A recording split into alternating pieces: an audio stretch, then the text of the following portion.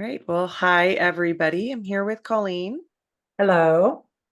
And today we're here with someone who probably doesn't need an introduction, William Rand. Hi. Hi, Hello. William. And William is, of course, the president and founder of the ICRT, International Center for Reiki Training, which is at reiki.org, and many things in the Reiki world. And of course, a friend and colleague and mentor of Colleen and myself as well. So we're really excited to have you back today, William. Oh, thank you. Yeah, thanks for inviting me. Yeah, thanks for being here. So Hmm. we have had a couple of episodes with William in the past. The last time we had William on, we have been talking about his personal history in Reiki and hearing the story of his life with Reiki and his spiritual path. And so, if you haven't listened to the first episode of that, we will put a link to that episode in the show notes, so you can go and check that out. But last time, kind of where we ended and where we would love to pick back up. And as we were talking before the recording, William, your guidance that Reiki can be developed. And so your path from there on, I think that not I think there was a trip to Japan and Karuna Reiki and Laurel and so many things from there forward. So we'd kind of love to hear where it all went from there in your story as it all unfolded. Sure. Yeah. Yeah, there's a segment I was thinking about too. Maybe I could add a few minutes on because it happened, prior to me going to Hawaii that might be interesting too. So I Absolutely. could throw that in there and you could see what you want to do with that. Well, anyway, yeah. So let's see. Well, going way back, I was living with my parents. I was 19, and I was inspired to start my own business. And I there at that time there was no internet, there was no even comprehension of what that even could be. But there was something called mail order where you could sell things through the mail. And so I got a couple books on how to start a mail order business because it would be very easy because the orders come to your mailbox at home and you just take them out of the mailbox and then you fill the orders and things like that. It was quite simple. And so I started that out of my basement and I was what I did was in the books I read, they said, well, if you could write a small manual about some topic, people would pay money, to buy it. And so I was working in a motorcycle shop, and I was racing motorcycles also, and they put me in charge of parts. And in the parts department, there were these small booklets on how to develop Yamaha motorcycles for racing. So back then, if you wanted to race, you had to take a standard motorcycle and like highly modify it to be able to race it. Nowadays, you can just go and buy a motorcycle already set up for racing, but back then you had to modify your own. So anyway, Yamaha had these manuals, and what I was told in the mail order books is that you could read other people's material and then put it into your own words and write your own, booklet. And so I did that with the motorcycle racing, modifications. And so I made these little booklets on how to modify Yamaha motorcycles for racing. I sold them in the back of a motorcycle magazine for $1 each, and they cost me 20 cents. So I made 80 cents each. And then a friend of mine professionally raced motorcycles and, beyond what I was doing. And so he also had a little print business in his basement. And I talked to him, and he was really happy to print up my booklets.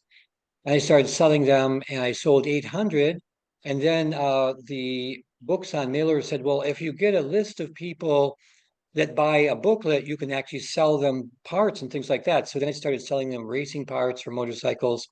I had a catalog that I put together and was in my parents' basement. And then finally, I got enough money together to buy my own house. I moved out and then had it in the basement of that house. And eventually it grew where I had a place of business and employees and everything.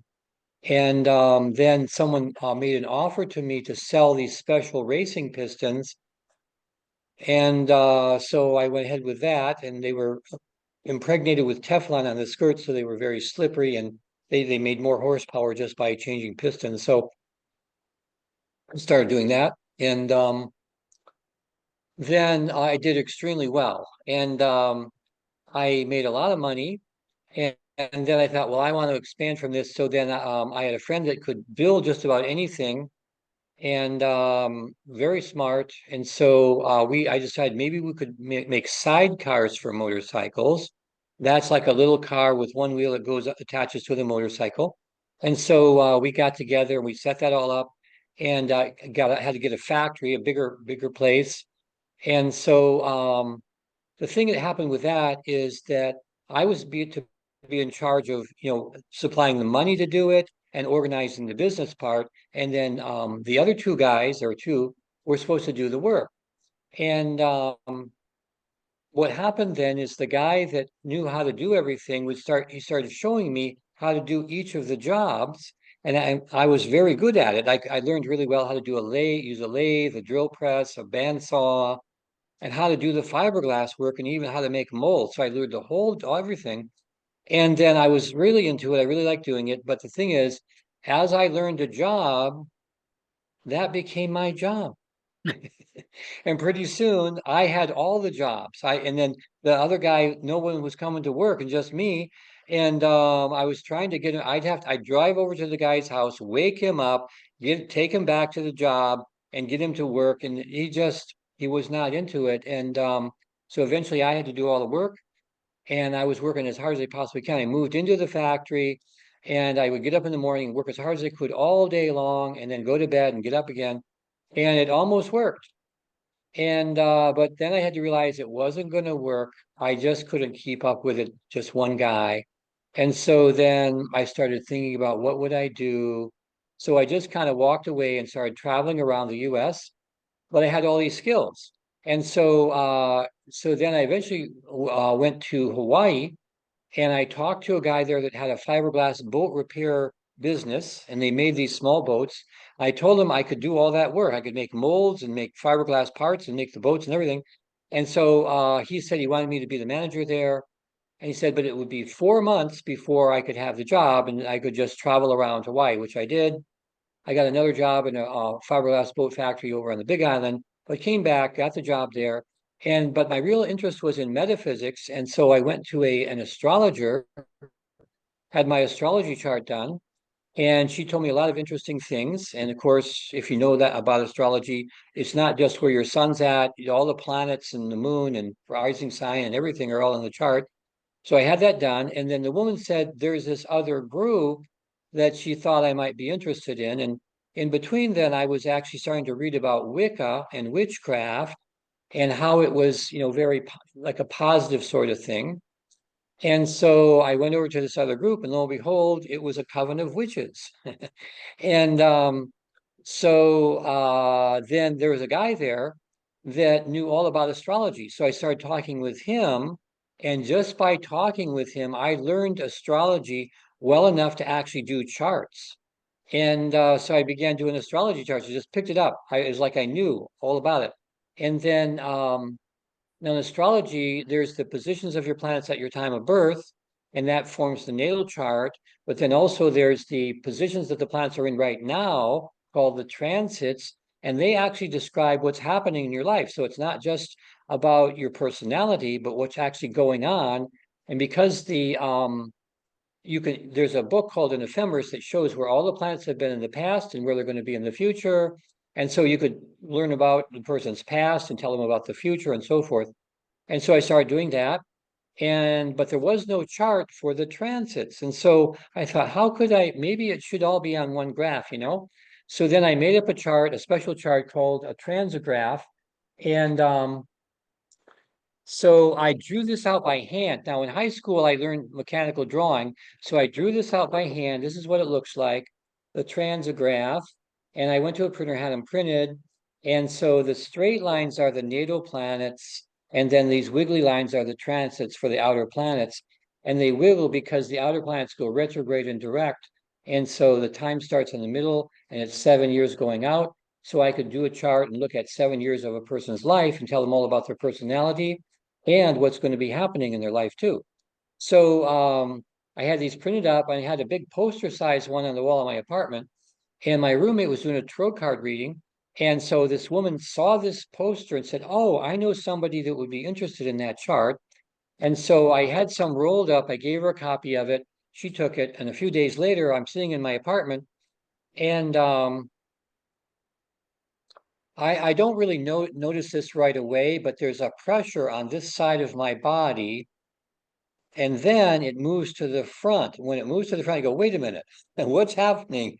And so then I made my mind very still and became an observer. And I watched that energy move over to this side. And I thought, that's real.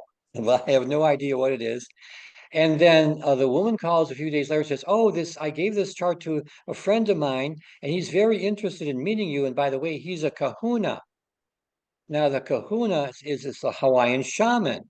And I thought, he was checking out my aura before, he's going to have a meeting with me. So I went and met him, and he was very unusual. He had an office and he had a classroom, and he was actually teaching what's called huna, which is the Hawaiian shamanism.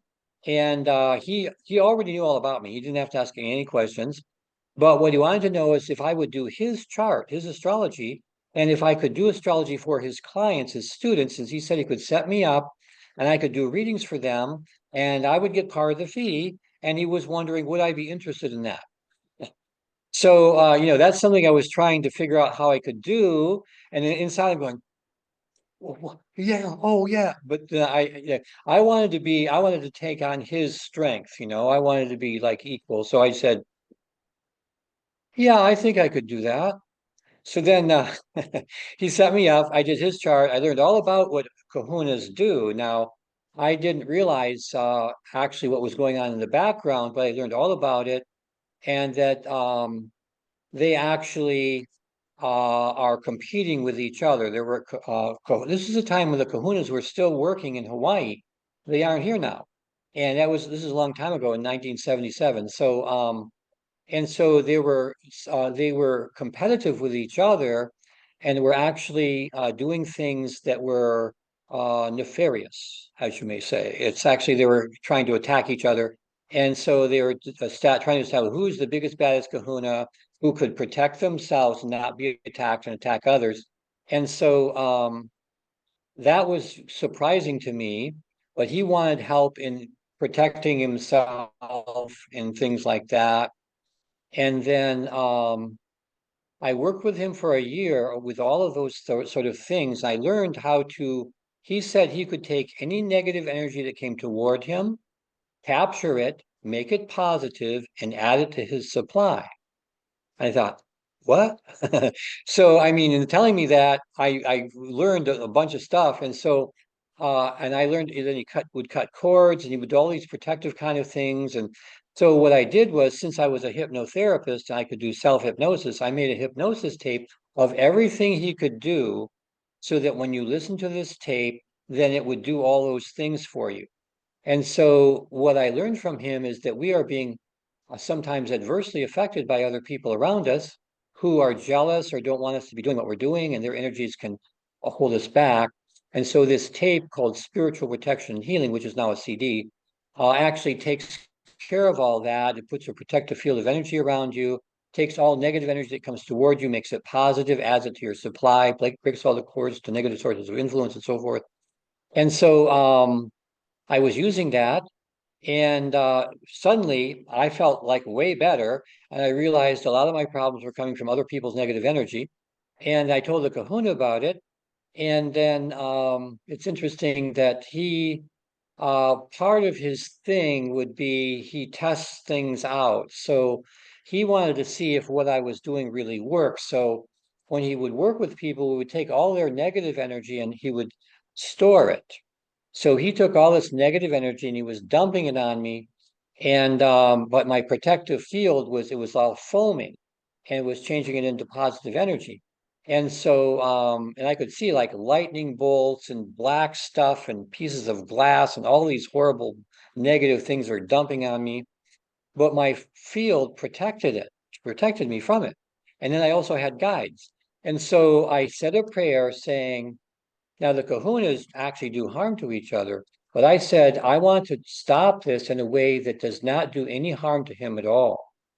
So then what happened was the guides I was working with took the mechanism of the spiritual protection and healing that could reverse the polarity. And then as I stepped from one room in my house to another, we put this into effect and took all of his negative energy and transformed it into perfectly clear light. And he was hit by a wave of clear light, boom, and it went to his storage of negative energy and transformed that to clear light. He had no negative energy. He was completely embarrassed. And apparently he wasn't even able to do that. And so he was astounded and he declared he would never look my way again. So that took care of it.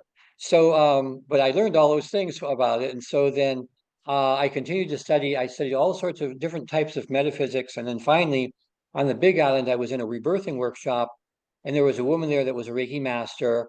And she ended up teaching a class as part of the rebirthing thing. And I took it. I got level 1 Reiki, and I found it to be extremely powerful. And because I knew how to heal, but it was always using my own energy they would have to build up and then guide it with my own mind. But my teacher, Bethel Phaigh, who had learned from Takata, said, well, Reiki does all that. You actually tap into an unlimited source of healing energy, and you don't use your own energy. And it also guides itself. And so I thought that was miraculous. So I took her class, and it was in that class that I got this special guidance. And so there were 4 attunements. And after I got several of them, I went for a walk out into the jungle, and there was sunlight coming down through the leaves and everything. And then the Reiki spoke to me directly, and it put this right into my mind intentionally so that I would know I'm supposed to know this. And it said, this energy can be developed. I go, ah. So, and almost like it can be developed and that it would help me develop it. So, at that time, though, Reiki was being taught where no, you can't develop Reiki. What you got is what you get it from level 1. And everybody has the same energy, and you can't make it any stronger or anything, but you can take level 2, it gets stronger and master, but you yourself cannot make it strong.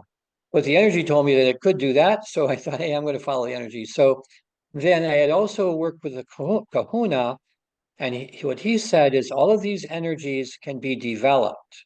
So I got that message too. And he had studied with 9 other kahunas. And he said the way of huna is that you're always developing. And so I got a lot of positive things from him too, even though he did psychically attack me. But I turned that into a positive event as well. But anyway, I realized what he was saying, that the Reiki was offering me this opportunity to develop it.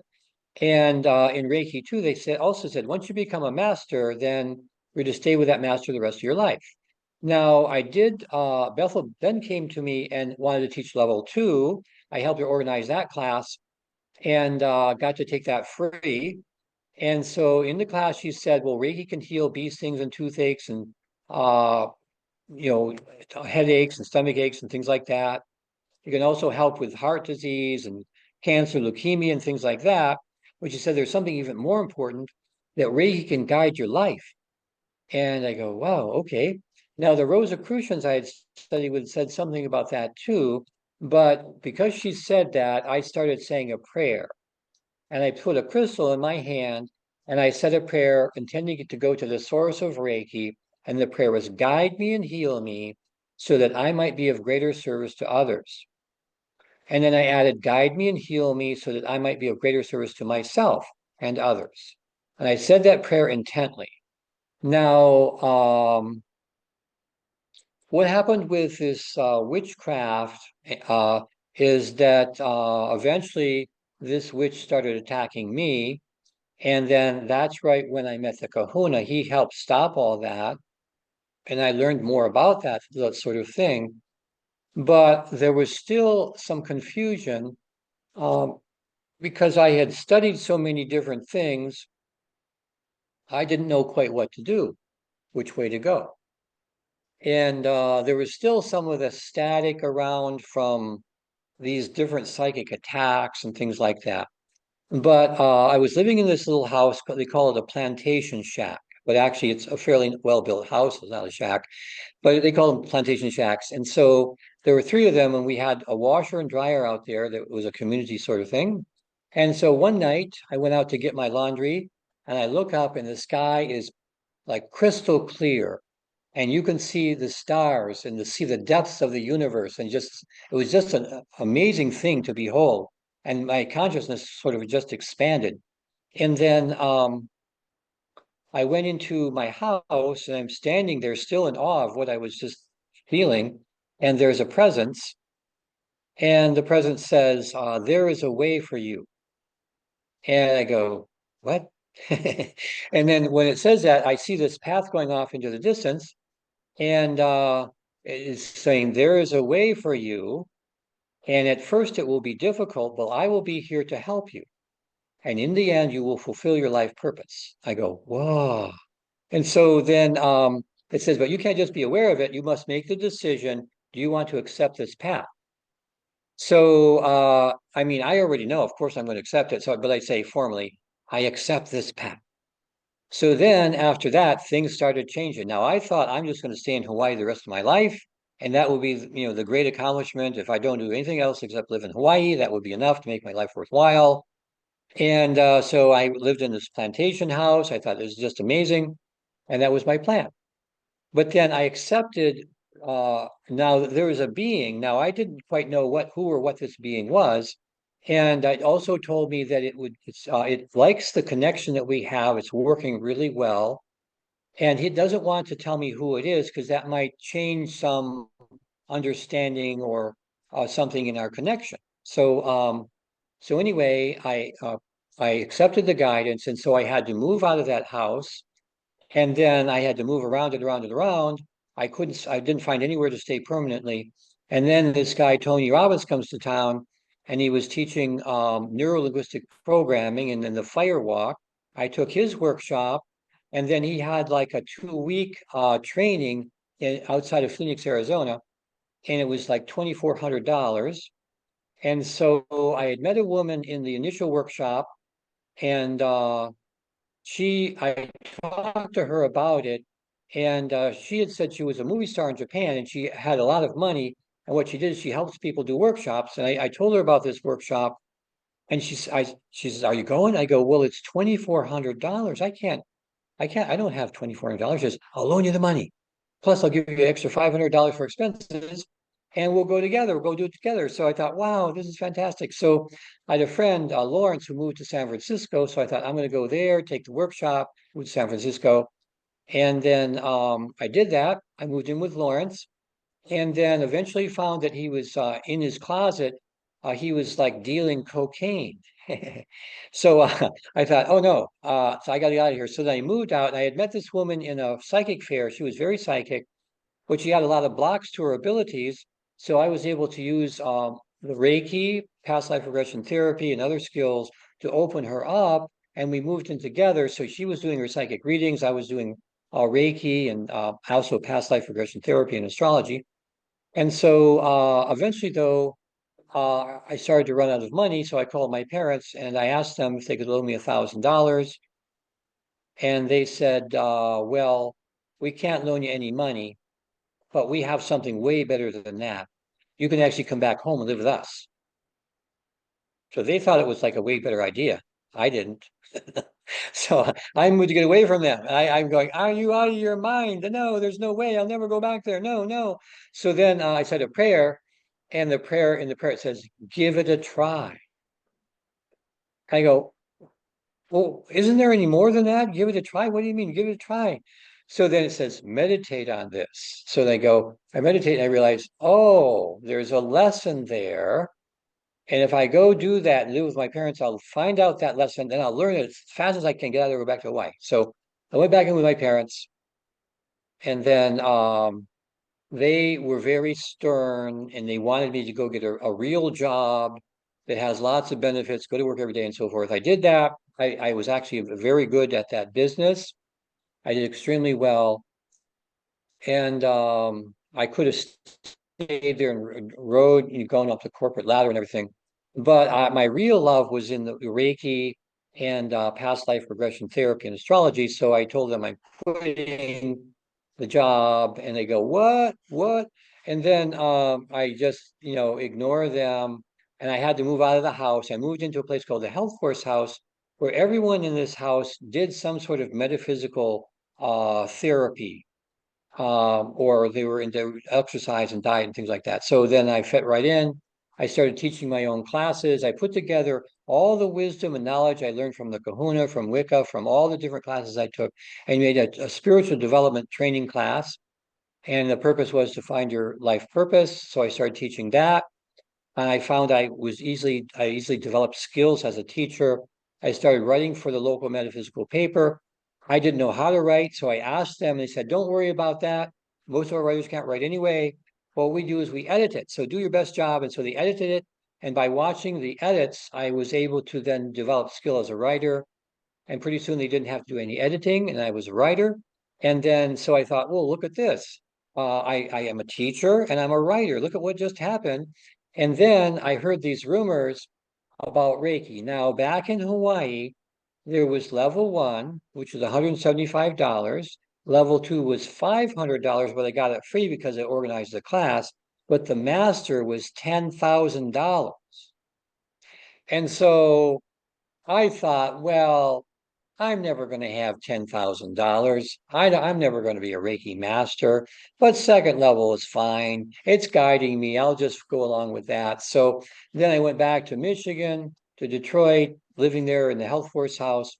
Then I heard these rumors that someone was teaching the master level of Reiki for $500.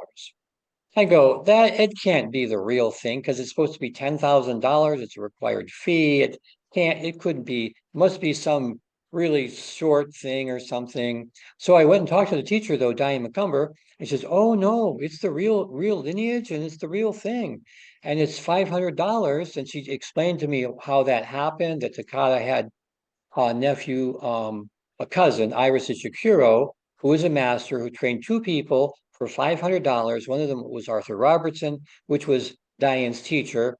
And that's how that happened. It was the real lineage for $500. So I became a Reiki master. And from there, I saw like an inclined plane that I was on that would never end. And it's because I looked at this, I said, I'm being guided. Look at what happened. Look at that. Because who on earth that was living in Hawaii would ever go to Detroit?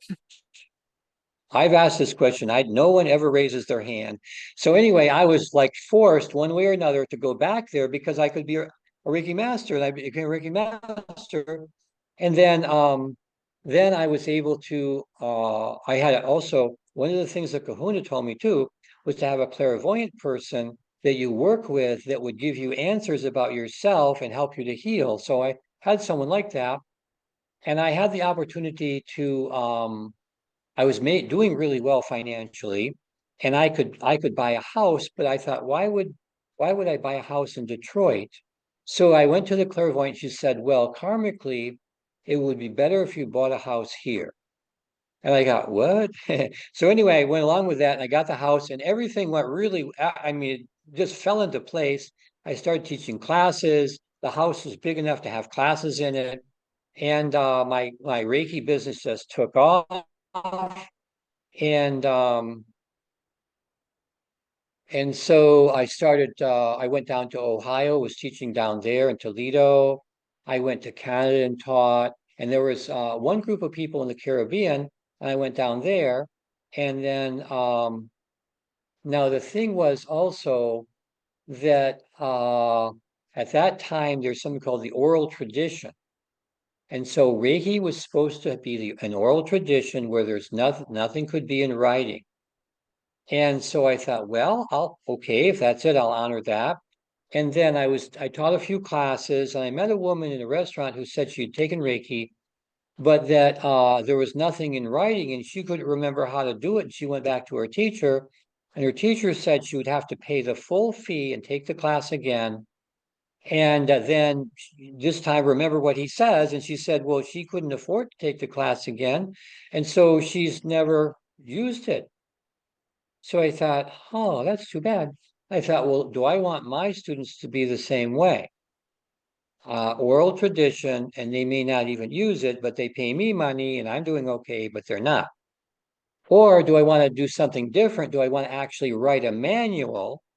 Because I had learned how to write. I was a writer. I could write a manual. Do I want to write a manual, put every single secret in it, every single good idea, and have like a fully open-heartedly wanting my students to do well? And I thought, which way should I go, door one or door two? I thought, door two, that's it, because I thought, hey, that's the way to go. So I did that. And so there's a copy shop that rented time on a Macintosh computer and showed you how to use it. And they could make photocopies of things. And so I made my first manual. And also there was an artist I met at Tony Robbins' workshop, Sherry Matsko. She was extremely good. And so she helped me do the line drawings for all the hand positions. So I came up with my manual. It was a Xerox copy. And so I thought, well, to make it more professional, if I could find other books I could use as reference material for my manual. So I called a bookstore. It was in another state somewhere. And I said, hey, I got this manual. I'm looking for reference material. Do you have any other books on Reiki? And he goes, no, there's no other books on Reiki. But you said you have a manual? I go, yeah, I got this manual and I'm looking for references. Is well, I could sell your manual. I go, no, no, no. I want to get some references for my own manual. Is there any other book? He says, don't you understand what I just said? I can sell your manual. Send me copies. I can sell it. I go, oh, yeah, I see. Okay. So I send him 10 copies. He sells them all. And I keep sending him more. I go, wow, this is cool. So then he's selling them. And I thought, oh, there's other stores too. But then I wanted to make it more professional. So in the Detroit area, there's this town called Ann Arbor, and there are book publishing companies there. So I went over there and got instructions on how to make it into a regular book. And so then they had 3,000 copies printed. And I moved into a friend's house. We put them in her basement, and I started selling my manuals, and they sold really well. At that time, there was nothing in writing about Reiki, and I had this really well written manual, and also it went out there, and it actually became a sales thing for my own classes. So people would get my manual, and my phone number was in there. They would call me and say, "Hey, I got this manual in a bookstore." And I see, you're a teacher and everything.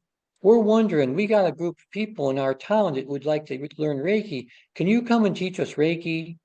I said, oh yeah, sure, okay. So then I started traveling all over the place and all over the US and teaching Reiki classes. And now all the while though, I'm in touch with this guidance and this being is still there helping me. And I see this is really actually working really well. And so then I started, like I said earlier, teaching in Canada, down in the Caribbean, and then in other states. And so then I got a phone call from England, and they wanted to know if it was true that I was teaching the master level for $500, and am I a real Reiki master? And they wanted to see copies of my certificates, which I had taken. Actually, the Kahuna talked me into it, and I took master from 6 other teachers. So I sent them my certificates. They called back and says, "Yeah, the certificates look real, and you are a master. Would you want to come to England and teach?" So I said, "Yeah, sure." And they set me up in I think 6 different towns all over England, and I made I think 50 Reiki masters. And then some of those started teaching. And at that time, it was $10,000 for masters. So the people at $500 are doing fairly well. And so I kept going back. I still go back there. This will be my 31st year going back to England and teaching. And so eventually went to a place called Glastonbury, which is like this is a village, and all the shops there are metaphysical shops. And there's all these power spots around it. So I still go back there. So anyway, that led to my business expanding and growing. And let's see, there was a question. Did I get to the question that you asked in the beginning? It was about the guidance or what? Yeah, well, at that point, William, were you teaching, was that the Usui Tibetan, like was that what your manuals were, or what lineage was that? Was that Yeah, Usui yeah, I'll from get into that a Tokyo? little bit. So Arthur Robertson was the one that he was the one that broke the barrier. He started charging $500 for his classes, and he taught the authentic Usui lineage, which I learned. He also taught something called Raku Ki, which was other symbols that he had gotten from his work with Tibetan shamanism. And so I learned both of those styles. And so then I was teaching them separately. This is why I was still at the Health Force House. And then I thought, well, could I put them together? I meditated, and my guides are saying, yeah, we could combine those together. So then and I put them together and I called it the Usui Tibetan Reiki class. And so, and it had the violet breath was part of it. And it had this different method of doing the attunements than what Takata had taught. And so I practiced that. And then I moved, like I was saying, I got into this at my own house. And then people were bringing me symbols that were not Reiki symbols. And I thought, well, that's interesting. And I thought, but I already have the Reiki system and I'm teaching it and it works just fine. I like what I'm doing. But I would take the symbols, file them away, and people kept bringing me more and more symbols. And then also they would bring me these alternate methods of doing attunements, and we'd file them away. And then a person, when people would come, they'd say, "Do you know about this symbol?" And I said, "Yeah, I've seen it. You know, I've got a copy of it here. And can you teach it?" I go, "No, no, I don't teach that. Go back to the person who gave it to you. Have them teach you that symbol." So that's what I was telling people. And so I was telling them that, and I told that to this one. She says, "You already told me to do that. I went to the teacher that, showed me the symbol. I don't like them as a teacher. I like you as a teacher. I want you to learn these symbols and teach them to us." I go, "Oh, wow. Okay, that sounds like some sort of guidance here." So, so I did that. And then what I did was I called together my best students. And then I took all the symbols, laid them on the floor. We meditated, asking for guidance and putting together a new system of Reiki that would use these symbols. And so then we chose the ones we were guided to use. We put it all together. And we were told that three of the symbols came from the guru in India, Sai Baba. So I thought, well, I better honor him. So I called it Sai Baba Reiki. And it was very powerful. People really liked it. And it was quite successful. And then I thought, well, if Sai Baba channeled these, I need to find out a little more about them. And then a couple of my students came and said, well, that they were followers of Sai Baba. They had never heard that he channeled Reiki symbols. And I thought, well, I'm pretty sure he has. So then I wrote a letter to the ashram in India and sent the symbols. And it came back months later and it said, "We can assure you Sai Baba has not channeled these symbols, and he would prefer that you not call this system Sai Baba Reiki." Now, Sai Baba is this like big guy that's very, very like he's like Jesus. He's so powerful. I go, oh, I don't want to mess with Sai Baba. I'm not going to do that anymore. I'm just going to back away from that and just let it go. And because I don't want to tangle with him or his energy or anything. And so I did that, but the student said, "William, you can't stop. This works really well. You got to do something with this." So I thought, well, it's just the name. I need to come up with a new name. So I looked into it, and there's a metaphysical path called Karuna, the path of compassionate action. So I thought, I will call it Karuna Reiki. So I began doing that. And that worked out really well. And what happened though is some students began channeling other symbols and adding it to Karuna Reiki or changing the attunements, and they were doing it more and more. And I realized if nothing was done, Karuna Reiki would morph into anything anyone wanted it to be, and it would lose its identity. And yet I'm charging money to teach this to students, and then it would just dissolve into nothing. So then I went to an attorney, and he said, yes, you cannot trademark the word Reiki, but the combination Karuna Reiki can be trademarked. And if you own that trademark, you can decide who gets to use it. So I did that. And I just just decided, well, if you taken my class or one of my students from one of my students in the lineage, and you teach the same way using the same symbols, you can call it Karuna Reiki. So I did that, and that's where Karuna Reiki came from. And so I had developed this Karuna Reiki. Now, then I was working with first of all Michelle Griffith, and then she sort of phased out, like she didn't have any more for me. And then I found Janice Jones, and so she picked up where the other teacher left off, and she was channeling and making my Reiki stronger and everything. And so I was doing this, and I was actually right here in this house in my bedroom, and I got a session from Janice Jones. And I come out, and in the main room, I see there's an image of Jesus, and he's looking up at something very intently. He's just looking at something. And I'm thinking, what's he looking at? So as soon as I asked this question, that would like open the door, and there was a presence right next to me. And I go, well, who or what are you? And it says, we are the brothers and sisters of the light. And you put it right into my brain, my mind. So I go, well, what's that? And so then I found out in doing more channeling that they had this new energy, and it was called holy fire. And Jesus introduced it, and he said, and you're going to be teaching this tomorrow in the class you're teaching tomorrow. And you're going to do the attunements differently. You're not going to do a physical hands-on attunement. You're just going to talk for a short time doing a guided meditation and then stop talking. And Jesus said he would come to each student and give them the attunement. So I was worried, like, is this going to work or what? And because people had paid for something else and they came from a long ways away. And so, but I followed the directions. And so we went outside, and I had them sitting in a row, and I was in a chair in front. And so I did exactly what Jesus said. I just talked like a guided meditation. I stopped talking. And then I was a little worried about maybe nothing happened. So I got up off my chair, came into the house, and I'm in my bedroom, and I hear a commotion, and the students had come back, they're sitting in a circle, and I say, who would like to share about what happened? And this one was, oh, I would. And she said, I didn't know if anything was going to happen.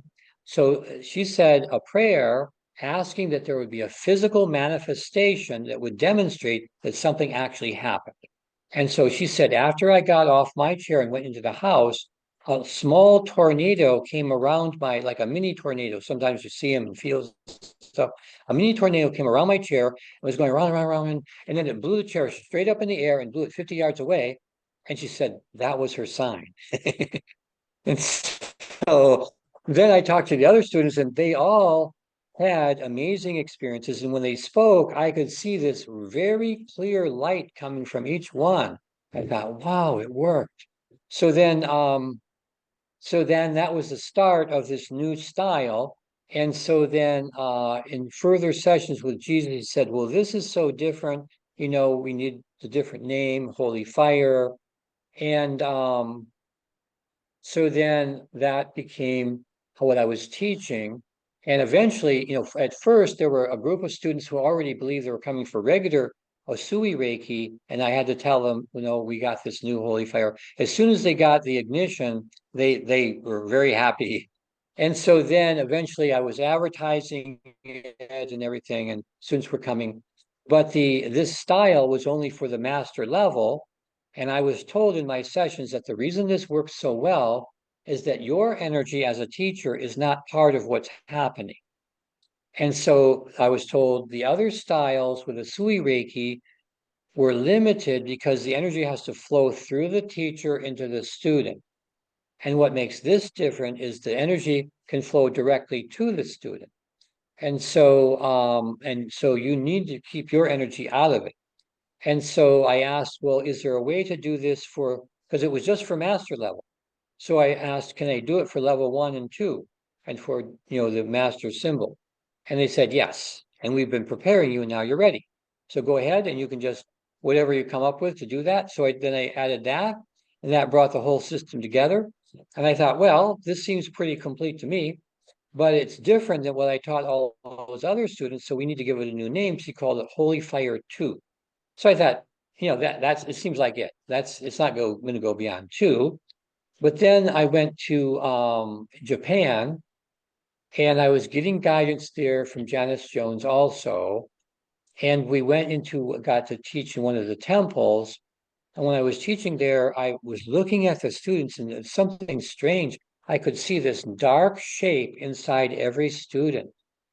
And it's definitely there, and I don't know what it is. So we go back to the lodge, and I had a chance to talk to Janice, and I said, Janice, what is this? And she says, it has something to do with the next level of Reiki that you're receiving. And so I saw that. Then I look inside myself, there's a white ball of light right inside my chest. And it says, come into the ball of light. I go in, and at first it hurts and says, let go. And all this stuff, negative stuff starts coming off of me, and I'm being purified. And so what we realized fairly quickly after that, that the dark shape was called the dormant self, and that the white ball was called the authentic self. And so then we got these new concepts, and we were realizing that this new system is coming. Then I flew to Taiwan, and I taught it more over there and got more information.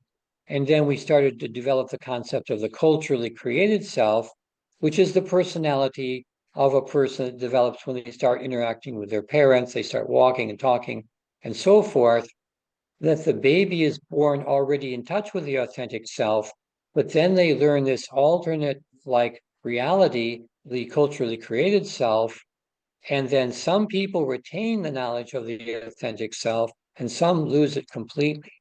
And so the purpose of the holy fire was to help people connect very directly with the authentic self. So then after that, it has continued to develop.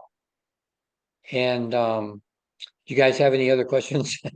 So now it developed into where we're at now. So was there anything else? Did they cover everything? Oh, Colleen, your volume's off. I'll go ahead and continue with the development of Holy Fire. And then I do want to go back into the 1990s with some of your work because you were so instrumental in the development of the evidence-based history of Reiki. And so I want to go Yeah. back to that Oh, and yeah. trace that. But since you're on the Holy Fire subject, go ahead and continue with that. And just for clarification, that last part with Holy Fire 3, you and I were working together. That was That I wondered about that. Yes, because yeah. So it was Colleen that helped with the Durham itself and the mm, culturally the authentic self and so forth. Yeah, yeah, good. authentic self. Thanks for But that. then I would say let's finish with Holy Fire going to 2020 with the next level came the online in person, and then after that the 2022 with world peace, and then we'll go back to the 1990s. Yeah, okay, I can go into some details on that. So, yeah, what happened there is that we were getting these higher levels of holy fire that would normally require a person to retake the whole class.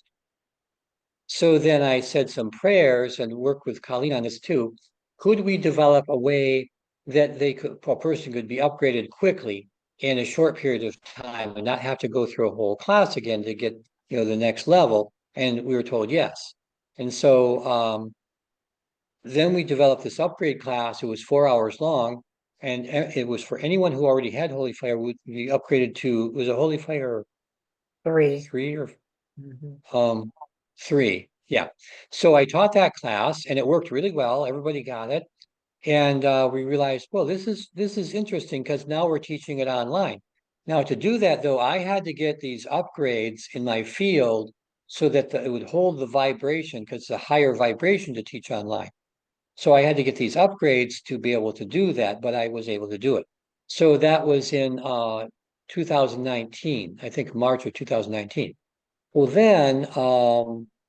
then the whole problem with the pandemic started to develop, and it got to the quarantine where you couldn't go anywhere. And so then I was remembering, but we did that one thing online where we upgraded people. Could we actually teach the whole class from the beginning online? And then in a session with Colleen, they said yes, and we've been preparing you, and now you're ready. And so you go ahead and start teaching. And so we did that. And the first class was a group of people who already were Reiki masters, and we taught them, and they said this energy is stronger than what they received in person. And so, yeah, I was sold. I go, wow, okay. And there was no question in their mind that this was good. So then we were able to start teaching online, and that filled in the gap during the quarantine. We kept going. And I know that from talking to different people, some people just stopped teaching, and some people stopped teaching forever and they never saw it again. And some then started teaching then after the quarantine was over. But we were able to teach throughout the whole quarantine and teach online. And so now prior to that, if anybody said they're teaching online or something, I'd say, well, that's doesn't make any, why would you do that? You don't have to, you just come in person, take it, it's better. But then I got the upgrade for it. I realized this is meant to be. So then even after the quarantine was over, we are still able to teach online. Well, yeah, and also the difference was that we now had Zoom, and Oh yeah, oh yeah, you and yeah, myself and Robin all worked together to develop that Zoom part of it because that was also new for most people. And Reiki helped us do yeah, that. Zoom Reiki. Yeah, Yeah, yeah, exactly. yeah.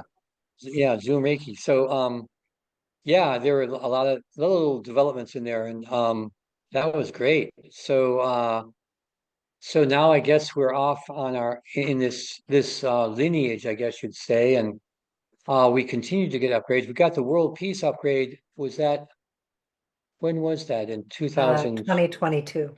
2022?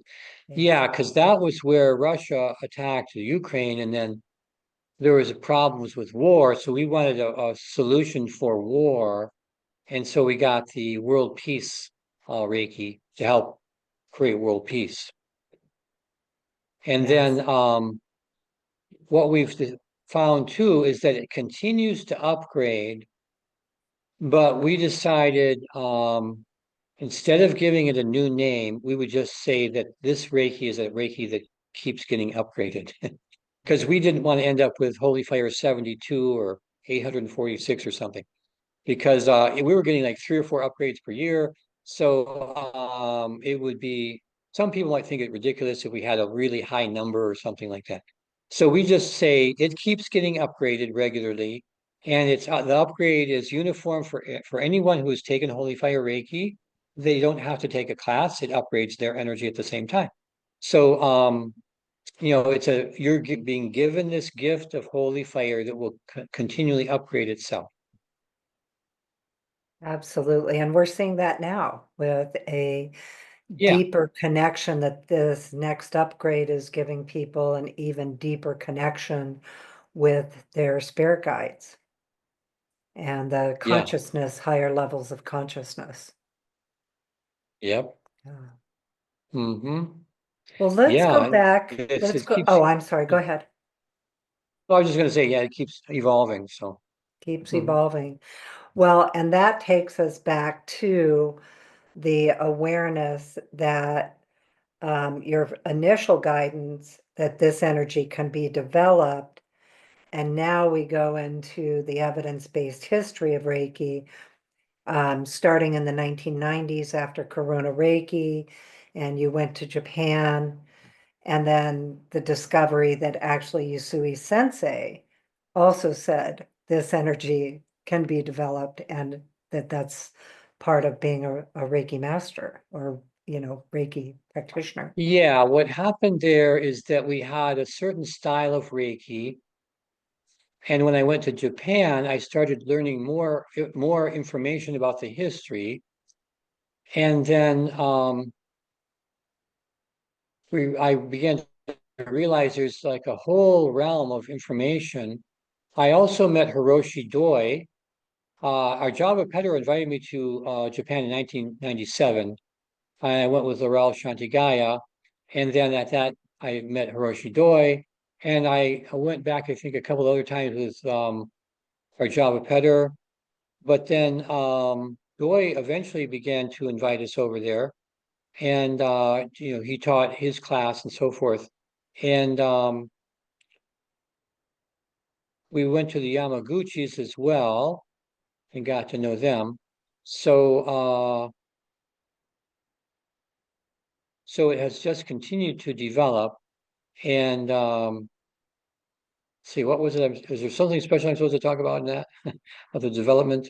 Well, Or I think, I know your history well with it, but I don't know how much it's out there. Where in the 1990s, that's when Rojava discovered the memorial stone, and you went back with Laurel, and and also not only the memorial stone was translated, and then also learning the Japanese Reiki techniques that Usui had taught. And so that time period, I think, is not as clear in your history. yeah, that's right. So yeah, what happened there is Laurel took the wrong passport when she went to the airport because her son's passport looked like hers. And so she was delayed. So our Java and I actually went to all the places first. And then Laurel came, so I went and showed her around to those places myself. And so we went to Saihoji Temple in Tokyo, where Asui's gravestone is located. We were able to go there and look at the gravestone and do different things there, give it Reiki and things like that. And then I took her to Mount Kurama and we had access to the mountain.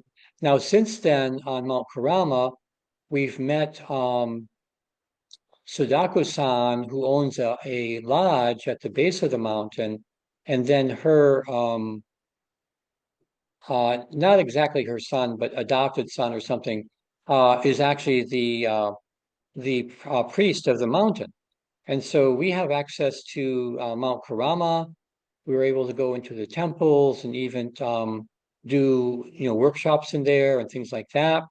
And the priest has come and will do a blessing and talk to our group and so forth. So we have uh, tremendous access, and we also go up to where we think Usui received his gift of Reiki, and we teach classes up there at the top of the mountain also.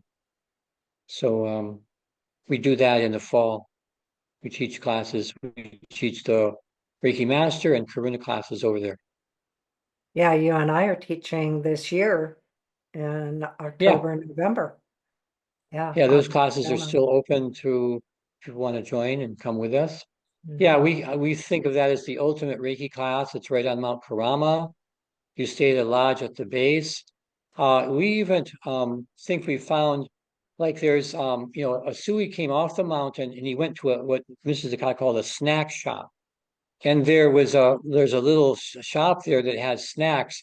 And there was also some old writing that the original owner had around the same time that Usui would have been there. So we were kind of asking about that, and they seemed to know something about it, but they couldn't confirm it absolutely. But their snack shop had been open and probably the only one down there at that time. So we found even the snack shop where he went to. So that's kind of fun. And got some snacks. So yeah, I so it's yeah, so yeah. I apologize for my ignorance here, but Colleen had asked about the Japanese Reiki techniques.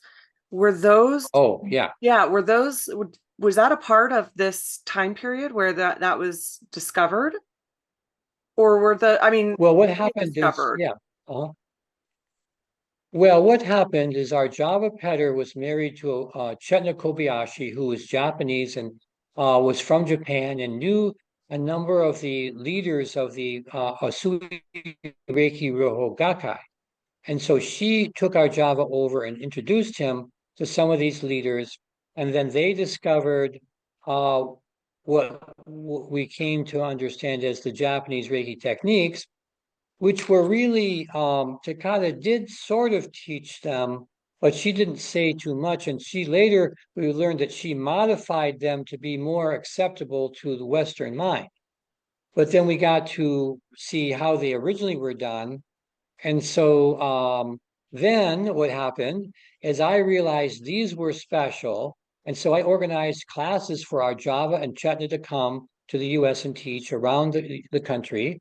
And so in those classes, then we recorded them. And I, of course, I learned them very thoroughly. And then I added them to what I was teaching. So that we now have a section in our manual called the Japanese Reiki Techniques. And so but now they've more or less been woven into our teaching style as like Byosen scanning. Like I was already doing this sort of scanning like this. And then our Java starts teaching Byosen. He says, and William Rand was already doing it. So I didn't know it was called Byosen scanning. So, but when I learned how to do this, I had a strong impression that Usui was right with me and showing me what to do. Because I said, I meditate, how did Usui originally practice? I go, oh, he did scanning. So then I'm starting to, do the scanning stuff, and it felt like Usui was right there showing me the scanning. So I was already doing it, but then our Java got the more formal, method, and so we added that. And there are, a number of other techniques that he was teaching that we added as the Japanese Reiki techniques. Mhm. Well, and so there was in this time period when you and Arjava, and I believe it was Walter Lubeck, wrote the evidence-based history of Reiki. And there was a big Well, shift not in exactly. Reiki during that time.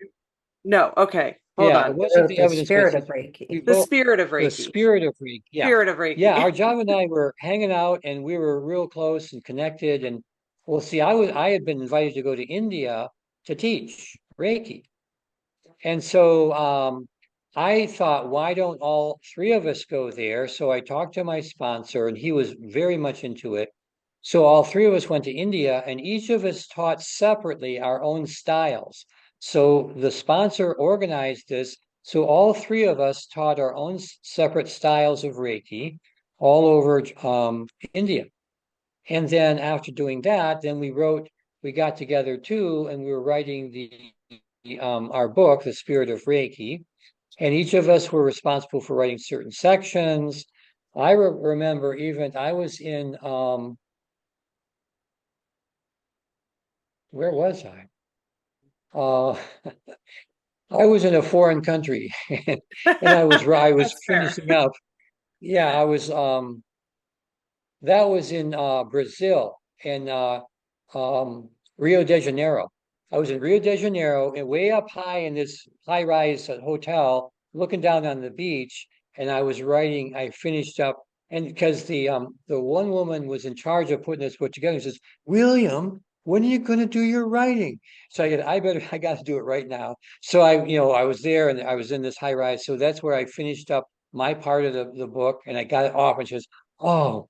Oh, that's so good. Thanks. So then they were able to publish The Spirit of Reiki. So yeah, we were pretty close and working together. But then after a while, it seemed that we each were starting to teach differently. So we stopped, meeting together and like that. So When did you start the actual ICRT? Like, give us that okay, because you so did the yeah, the ICRT and history of that. yeah, Yeah. go ahead. So there was I was still living in the health force house, and then the guy that sponsored me, let's see, there's a man that had a Spiritual Frontiers Fellowship workshop, invited me to go there and teach my past life regression stuff. And then he invited me to come up to where he lived in Big Rapids and teach Reiki. And at that time, I realized that I was getting more students than I could handle, and I wanted to start teaching other teachers, and I started to do that. But I thought, but we need a uniform way to teach. So that's when I started the Center for Reiki Training. That's what I called it.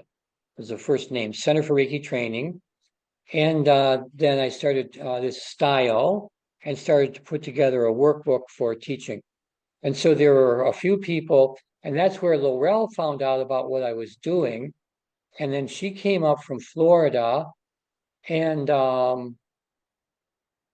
she invited me down to Florida to teach down there too. So I was teaching in the Caribbean. So I stopped off in Florida and taught there, and then gone down to the Caribbean and come back. And then we were connecting more strongly. She still hadn't met Michael. And then what happened is that I was teaching out of my house, and then I got a place of business, an office. And then, but the employees that I hired all said they liked Reiki. But then I found out they didn't like Reiki, and then their ministers at their churches were telling it was coming from the devil. So one by one, they all quit. And I had no one. I had, in order for the business to go, I had to earn money teaching classes, but I also had to keep the business going. So I was answering the phones and trying to work this out. And I told Laurel, and Laurel said she knew this guy, Michael, and they both came up and stayed at my house. Now, what happened there is Laurel was in the front bedroom and Michael was sleeping on the couch. And so, I'd come out at night to go to the bathroom or something, and there's Michael on the couch. Then one night I come out, I look all around, no Michael. So what happened was they actually hooked up romantically at my house. And then they moved in together and they got married. And then they moved from down in the Florida to Arizona, or was it New Mexico? Or I think Kentucky and then they had something Arizona. going in Kentucky and Arizona or something. And then that's how that all started going. And then I had a Reiki retreat at Camp Renora in Michigan. And Laurel and Michael came. And so, for me, I didn't care if it made any money. Didn't know. I wasn't keeping track. I had so much going on. I couldn't do it all. But Laurel and Michael said, look, what we want to do is take over the retreat.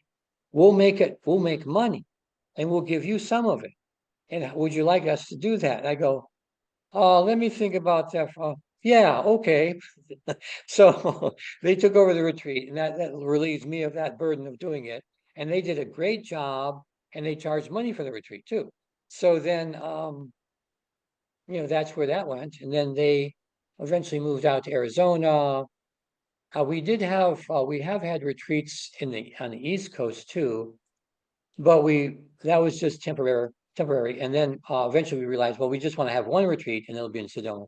So that's how that evolved. So then Laurel passed on, unfortunately, and then she's still around though, guiding us from the other side. So And so she, anyway, Michael and his son Arthur. what's his son? Arthur. Yeah, Arthur. They run it. I think now Arthur and his wife actually have mostly what to do with the retreat. So. and then Laurel helped you develop the licensed teacher program too, right?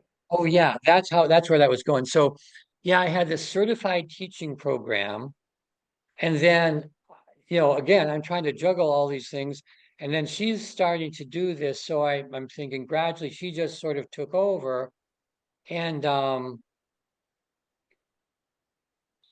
do we call it licensed? Yeah, eventually we called it license because you had a license to use our certificates. And then anyway, so she eventually took it over, and then it just blossomed after that and just became, really very interesting, the whole program. Hmm. And then she trained some people who then took over after she passed on, Me. which is Colleen and Karen, yeah, Okay. and Kathleen, Carolyn, yeah. Mhm. Yep. Yep.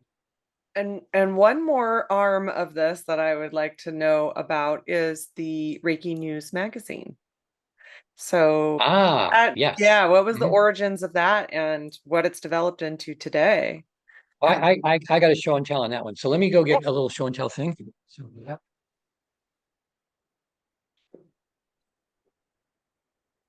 Here, a pack. Oh, what were I have the very first newsletter. So I was still at the Health Force House, and I had done the writing for the called Phenomena. So I was writing articles and stuff. And so I thought maybe make a little newsletter. So this is the very first one, Reiki News, and it's got a picture of Jesus. And there's a picture of Jesus here, and it's just 4 pages. And was Jesus a Reiki Master? It's contemplating that possibility. But I mean, he did things like that. We didn't say he's actually uh, look at healing attunement developed. So that's yeah. So anyway, Reiki buddy system. And then I've got, my classes on the back here and stuff like that. This is the very first, it was summer of 91. And then it became more pages. It just kept getting more and more pages because people started sending in articles and all kinds of stuff like that. Oh, look at this, Reiki picnic, August 17th. Maybe that's what I'm talking about, a Reiki picnic. So I think that was like a first Reiki retreat sort of thing. That was in 91. But anyway, then it got bigger and bigger, and it got to 48 pages. And I was talking to Michael Baird. He says, if you put a cover on it, you'd have a magazine. And I never thought about anything like that. And I didn't realize it. So then I did that. I had, put a cover on it. I had a magazine. And then because I had a magazine, it had more status. And so then I was able to get even, other very well-known Reiki masters to start writing for it. And so here's the latest copy of the Reiki News magazine with the lantern on the cover. So Love it. yeah, and so yeah, it's now 80 glossy pages. So that was a big step, and going up to 80 glossy pages. And now it's just quarterly. We've been publishing it now ever since then. And so that's the story of the magazine, how it got going. Such a great story. And then in addition, you also developed the Reiki Membership Association. That was like in Yes. the mid 2000s, right? Like maybe 2007, I think it was, because I was working with you then. was it 2011? Yeah, somewhere. You had come to my house and we talked about it in Oregon. Yeah. And we talked about it then and that it was a good idea. Yeah, we started the Reiki membership. Well, let's see. There was also Reiki in hospitals. Well, we started the Reiki membership. Yeah. And then that rose right up to about 3,000 members, and which we still have somewhere in 2,600 or something now. And there was affiliate membership, and then there was professional, and then there was a licensed teacher program was added to it. And yeah, we got the membership thing going. And That's right. I yeah, think didn't the Reiki in hospitals turn into the Center for Reiki Research? Is that's that right. where that Yeah, so I had evolution the Reiki in happened? hospitals. Yeah, I had Reiki in hospitals, and I started realizing there are hospitals that have Reiki, that offer Reiki to their patients.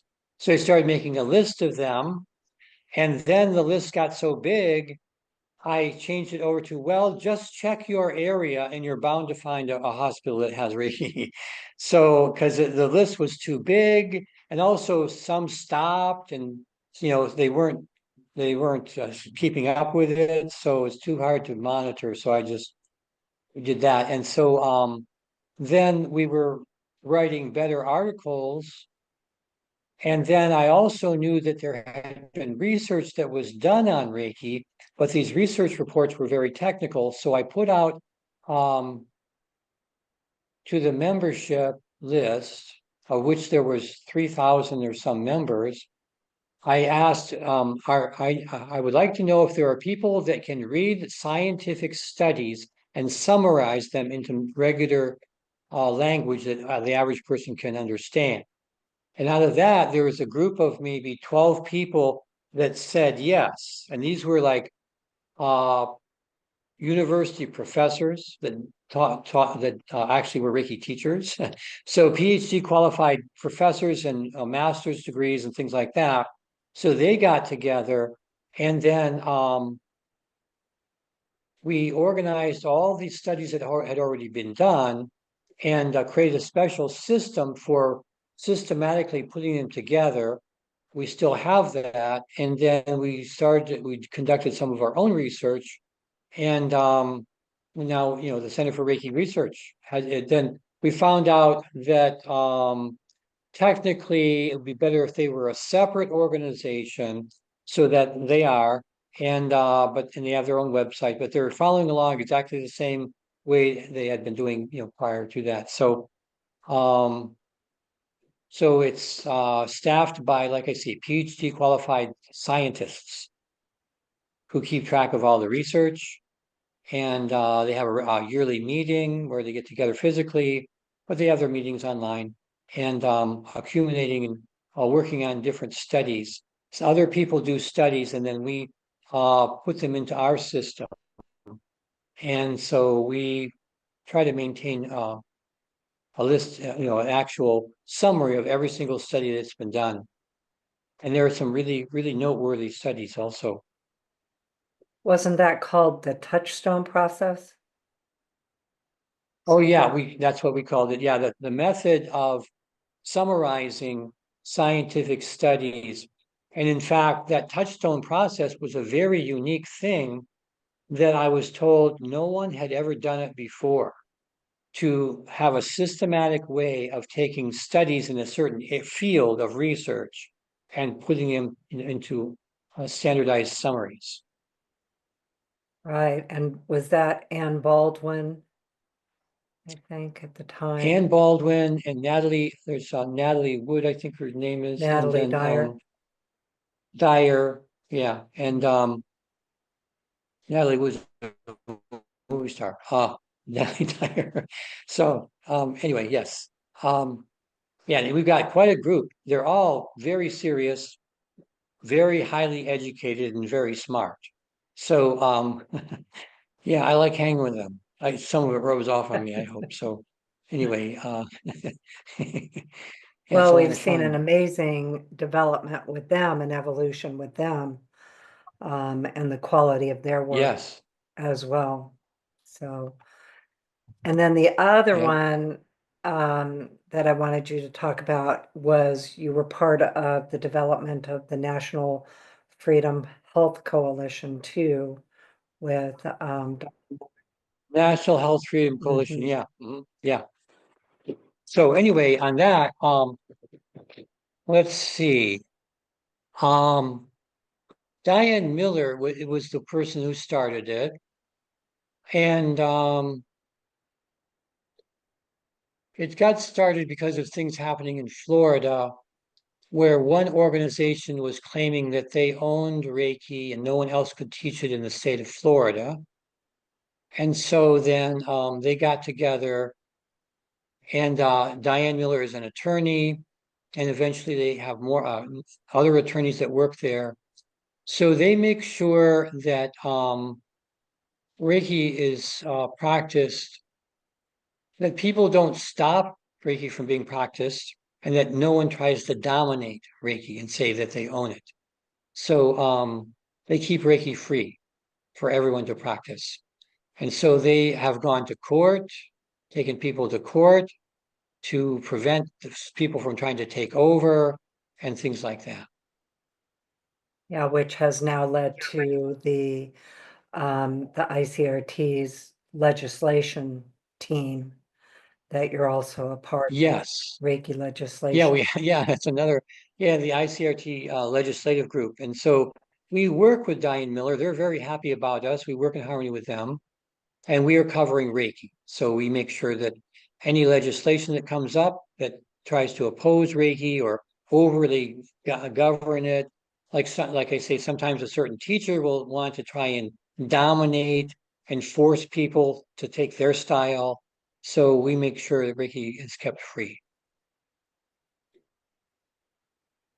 There's so many details, but what I really want to finish up with, William, and one of the reasons that has, for you as a mentor with me, good friend also, but as a mentor, when you really worked with those Japanese Reiki techniques and the evidence-based history of Reiki, for me, it was a huge shift in my personal development of how I practiced Reiki, which really comes down to a philosophy that you have of how Reiki teaches us to follow our own inner truth, to follow our path.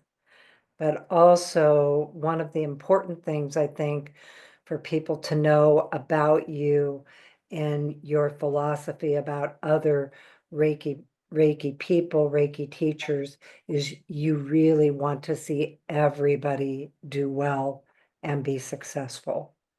And so can you talk about your philosophy with that? Because that is such a deep philosophy. When you and I talk, you always bring up that idea that when something is coming to you, you can't wait to share it with others. And so everybody can do Yeah. well. Yes. Well, what happened there originally is I meditated on Reiki and realized I would do the best if I harmonized with the values of Reiki. And so I meditated on Reiki and what it does and how it works. And what I realized is Reiki goes to everybody evenly, equally. It plays no favorites. It wants everyone to do well, all humans, all life, animals and plants, everything. It wants everything to be very happy. And it doesn't isolate out some and give more energy to one group than another. And so I thought that's the spirit of Reiki. That's how I want to be myself. And so at that time, too, I had to look inside and see, yeah, there were some competitive energies there. And so I needed to heal them. So, over time, then I've been able to get free of all that. And it is a feeling of freedom and peace. So when you're fighting and saying, my way is the right way, I'm the only one, I'm the top dog here, then it's very stressful. And you're always trying to overcome somebody else or are worried about other people taking your territory or your students. But my philosophy also has been there is no territories and no one owns their students. Only when you're only their teacher when they are in your class. And after that, you are their former teacher. Unless, of course, they take more classes or something like that. But there's no possession of students.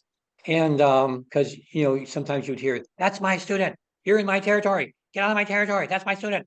So, but there was no formal formality of that someone could actually possess or own a student or a territory.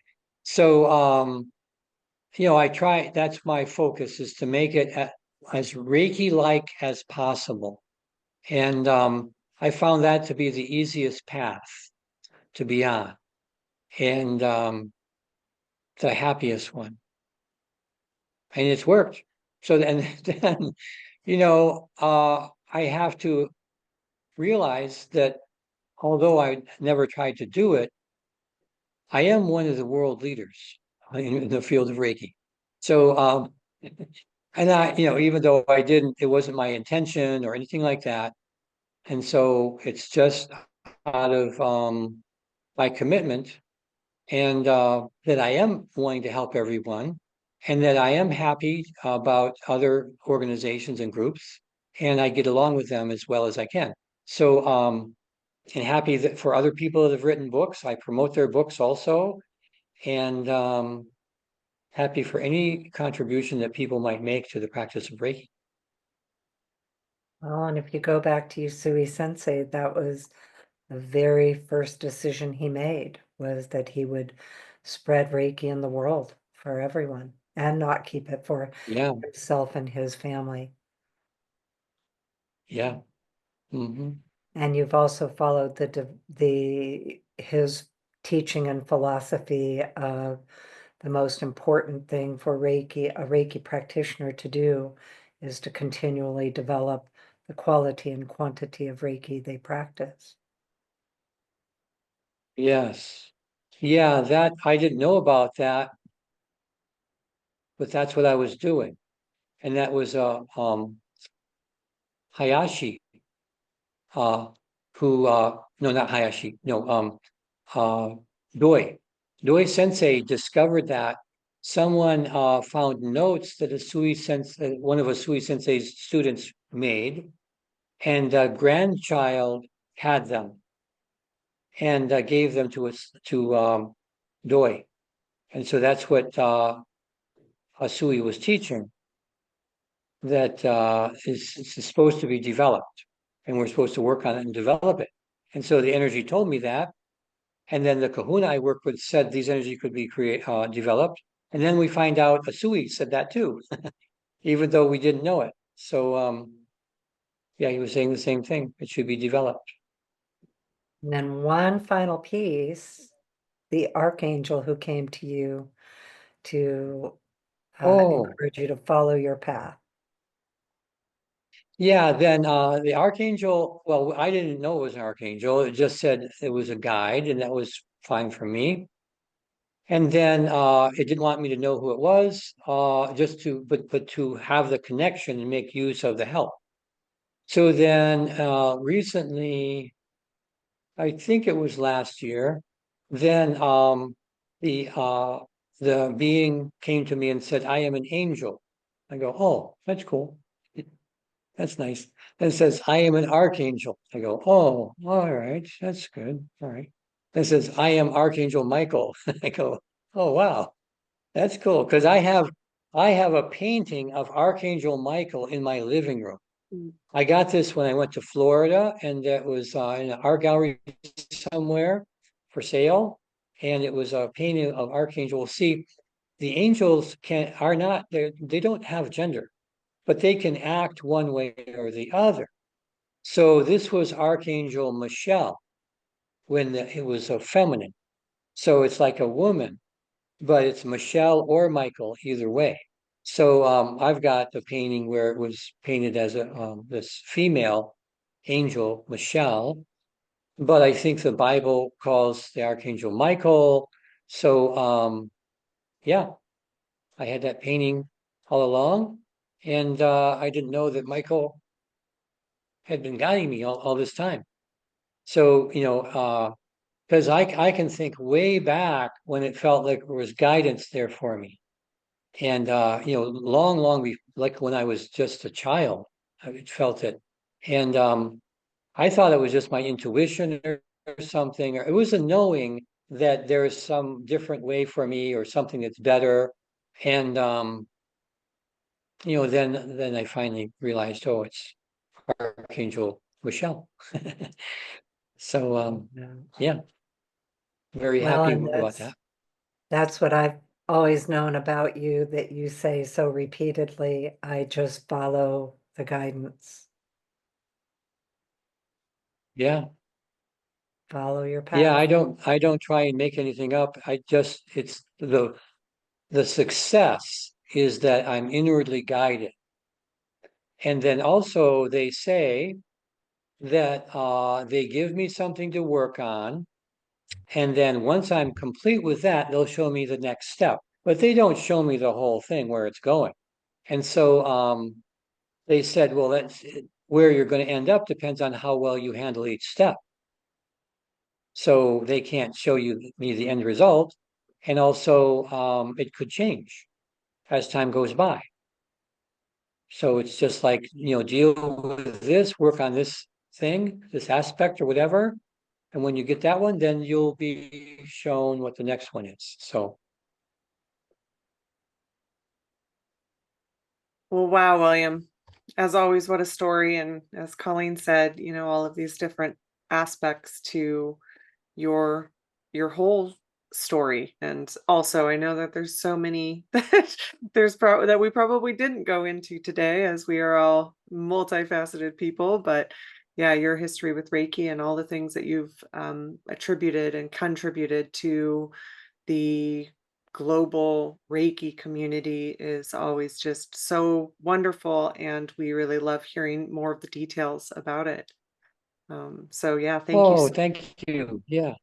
Yeah. Yeah, I never thought I would end up like this, but yeah, I'm happy about it. Yeah, just followed the guidance and here we are. Yeah. Um, do you still have, I know you've got your Glastonbury class coming up. Is there still space in that, or is that one closed already? Yes, no, there's still space in my Glastonbury classes. I got Reiki Master and Karuna Reiki are coming up, and they are let's see. Then actually, even before that, before the class starts, we also have I'm going to give a little talk that's, let's see here. Okay. Okay, so on July 12th, I give a talk at the Avalon, room in Glastonbury. And then I teach Reiki Master starting on July 14th and 15th and 16th. Then we go on a hike around Glastonbury. I lead a hike to all the sacred spots and power areas and stuff like that. And then I get a day off, and then I start Karuna Reiki on the 19th of July, and it goes through the 21st, another hike, and then eventually I come back to Detroit. Right. And then you said earlier about your Japan classes, and then you're going to Asia, and you can find all of the details about William's classes on reiki.org, of course. Mm-hmm. So yeah, just Yes. real quickly with your Asian classes, your Hong Kong. Yeah, going to be in Hong Kong, in Hanoi, Vietnam, in Taiwan, and Japan, and Korea. Yeah. So, Fantastic. Well, as always, thank you so much for joining us. And we're just so grateful that you come on the podcast and share all of these things with us. yeah, I enjoy it too. Yeah, it's fun. I enjoy. I'm glad that you invited me. Thanks. Well, and thank you for all that you do for the development of Reiki and really the worldwide Reiki community. There's a pretty big ripple effect from your work through all of the people that you've shared it with. So thank you. Oh, you're welcome. Mm-hmm. All right. Well, thank you to our audience. And of course, you can find us at ReikiLifestyle.com.